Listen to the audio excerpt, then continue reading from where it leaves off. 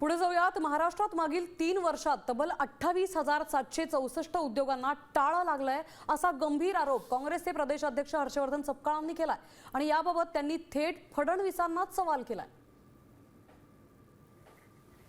तर हर्षवर्धन सपकाळांनी नेमकं काय ट्विट केलंय आपण पाहूयात। फडणवीस महाराष्ट्रातील 28,764 उद्योगांना टाळं। देवेंद्र फडणवीस महाराष्ट्राची चक्क वाट लावली आहे। 2023 ते 2026 या 3 वर्षात सूक्ष्म, लघु आणि मध्यम असे 28,746 उद्योग बंद झालेत।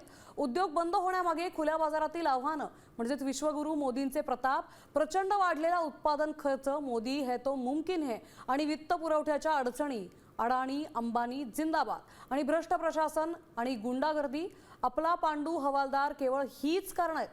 उद्योग बंद झाल्यामुळे करोडो नोकऱ्या प्रभावित झाल्यात। उठसूट सकाळ दुपार संध्याकाळ स्वतःची पाठ थोपटून घेणारे फडणवीस यांचं काय प्रायश्चित्त घेणार? कुठे नेऊन ठेवलाय महाराष्ट्र माझा, असं ट्विट हर्षवर्धन सपकाळांनी केलंय।